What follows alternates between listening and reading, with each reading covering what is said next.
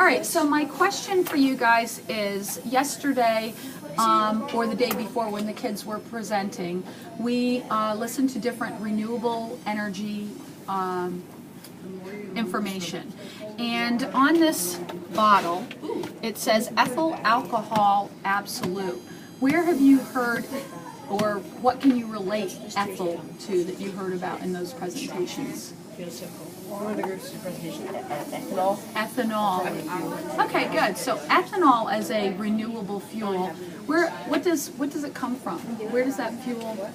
Corn or any starch. Okay, corn or any starch. So the other one that was mentioned was even sugarcane, which is like another starch that can be used. So with that being said, remember we were talking about the source, the stored energy, and the form. So the starting point for the corn, what would our source be? Sun. Okay, the sun would be our starting point, and then the sun's energy gets to the corn, the growing of the corn. How does it get there? Radiation. Okay, so up here, radiation. Radiation means it travels through what? Like air. Okay, in this case, the air, the sun's energy or rays hit then the plant, and it is able to then grow as part of its process, photosynthesis and so forth, right? Okay, so then the farmers harvest that crop, and then they are able to take it to a plant and make ethyl alcohol or ethanol, all right? So in this little lamp here, okay, you can see that there is some liquid in there. What do you think that liquid is? Ethanol. Ethanol, or we can call it corn oil, okay? So it's a veggie fuel, right? All right, so I'm going to light the match, and I want you to observe what's actually happening and see if you can tell me the next steps. Where is the stored energy, and what is that energy then converted into? What form or forms?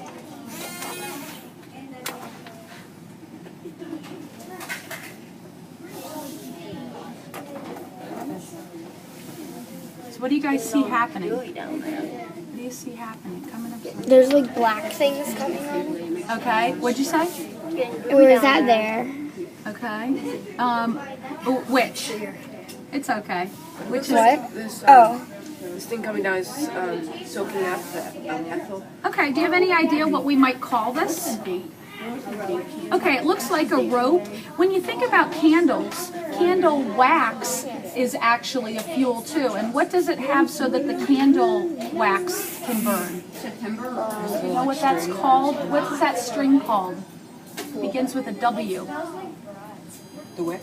The wick, good. And so the wick, you're right, it's absorbing this corn oil, okay, the ethanol. And so when I lit the match, we know that this liquid is flammable. Because why? Because that's on fire. Because it's on fire. So this energy converted into what forms of energy? Heat and light. Is he right? Do you see light? Yeah. Do you feel heat? Kind of. Yeah. Okay, yeah. Okay, good. So we feel heat and light, so it converted into that form of energy. Okay? So, what would we say that if the sun was our source, what would be the next step? What is our stored energy in our little lamp, our oil lamp? The ethanol? Okay, that's the stored energy or our fuel. And then it transferred how? Which one of these three? Watch your hair. Which one of these three?